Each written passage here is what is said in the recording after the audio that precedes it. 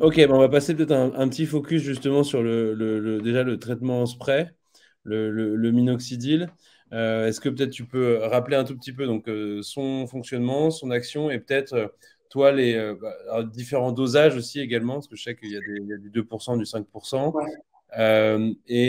Toi, les conseils que tu pourrais donner en tant que dermatologue à tes patients pour une utilisation, on va dire, optimale. Ouais, bah, alors déjà, moi, le minoxidil, sauf vraiment, mais je n'utilise que du minoxidil à 5%. Classiquement, au tout début, le minoxidil était 5% pour les hommes, 2% pour les femmes. Et finalement, on a maintenant un certain nombre de données qui font que pour les femmes qui ont l'alopécie androgénétique, il faut prendre aussi du minoxidil à 5%. Donc, dans ma prescription, c'est quasi exclusivement du 5%. Ok. Le minoxidil, c'était le premier traitement qui était justement disponible. Il date du début des années 80.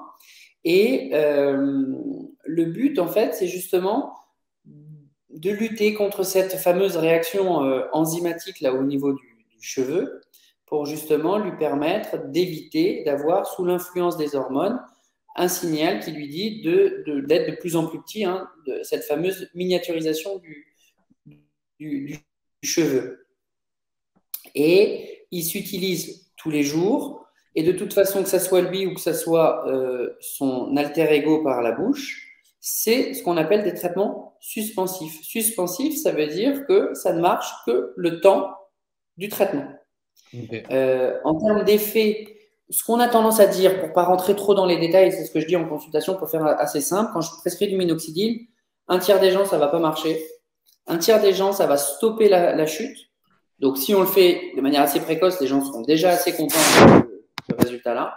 Et dans un tiers des cas, on peut même avoir une légère repousse des cheveux qui va de 10 à 30% en fonction des études, ce qui est déjà pas négligeable. Mais encore une fois, si tu le fais trop tard, les gens qui viennent déjà avec une vraie calvitie, ce qu'on appelle les coupes moines déjà, tu n'y arriveras pas avec du simple minoxidil à les faire prescrire. Moi qui ai les golfs, en fait, tu vois, qui sont en train de creuser, ça fait à peu près 15 ans que j'ai ça, c'est plutôt stable. Là, ça fait un an que je suis sous minoxidil. J'ai récupéré du volume sur le dessus parce que les cheveux qui étaient là sont redevenus plus importants. Par contre, j'ai pas eu de cheveux qui ont repoussé sur les golfs. C'est détruit. Ok. Alors, j'ai une question qui est posée en live spécifiquement sur le minoxidil, donc je vais te la poser, Pierre. Ouais. Euh, donc, une personne qui nous demande, bonsoir, j'ai les cheveux fins et qui graissent vite. Est-ce que c'est possible de mettre du minoxidil, de le laisser agir quelques minutes, puis ensuite de me laver les cheveux?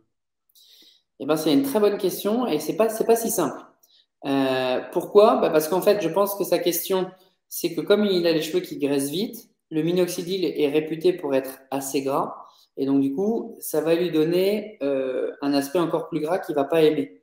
Et si tu n'aimes pas, ben, en tout cas pour nous, le problème, c'est que tu ne vas pas être observant. Si tu n'es pas observant, ça ne marche pas. Donc, en fait, euh, le minoxidil, il faut le mettre. On a montré, pour essayer d'améliorer ça, de le mettre une seule fois par jour au lieu de le mettre matin et soir. Et Ok. donc, en général, on dit qu'il faut mettre 2 millilitres ou 14 pulvérisations. Avant, on disait un matin, un soir, enfin, ou 7 pulvérisations. On a montré qu'en faisant 14 pulvérisations le soir ou 2 millilitres le soir, on faisait aussi bien en termes de résultats. Donc, mon conseil pour la personne qui a posé la question, c'est de le faire en une fois le soir, de ne pas se laver les cheveux directement, mais en revanche, de se laver les cheveux si jamais ça lui pose problème, de laver les cheveux le matin. Pourquoi? Mais parce que l'action de ces solutions locales, il faut que ça reste. Si ça reste pas, c'est comme les cheveux pour réduire, tu sais, le côté séborique ou pour les gens qui ont des pellicules. Si tu mets ton shampoing et que tu ne le laisses pas agir 5-6 minutes, ça ne marche pas. Sauf que dans le minoxidil, on n'a jamais étudié s'il faut laisser 10 minutes, 1 heure, 3 heures ou 4 heures. D'accord. Et à mon sens, plus tu vas le laisser longtemps, plus tu augmentes tes chances en fait qu'il soit au bon endroit pour agir. Donc moi, je dirais, il faut le laisser. Par contre, si tu as les cheveux fins, lave-toi les cheveux le lendemain matin. Ok. Et je complète là-dessus. Qu'en est-il de l'application? C'est-à-dire que juste tu appliques le spray, est-ce que tu masses le cuir chevelu? Très Euh, légèrement. On dit qu'il faut le masser très légèrement. Il ne faut pas le masser plus non plus, sinon tu vas le faire pénétrer dans tes doigts. Et donc, en fait, c'est vraiment pulvérisation ray par ray. Enfin, tu vois, tu fais 1, 2, 3. Donc, tu remontes en fait des golfs vers ta calvitie. Donc, moi, en général, quand je le mets, je fais 1, 2, 3, 4, 5, 6, 7, 8. Je perds un peu mes cheveux comme souvent là. 9, 10. Et je remonte 11 et 12, 13, 14. Ensuite, Ok. je les mets un peu comme ça, pas plus, 3 secondes. Je fais juste attention que ça coule pas.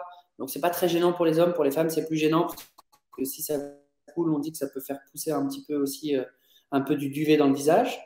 Ok. Euh, donc voilà, on se lave bien les mains. Et le minoxidil, dans certaines marques, à 5%, a été reformulé avec une texture moins grasse. Un Ok. complément de réponse à la question précédente. Ok, super.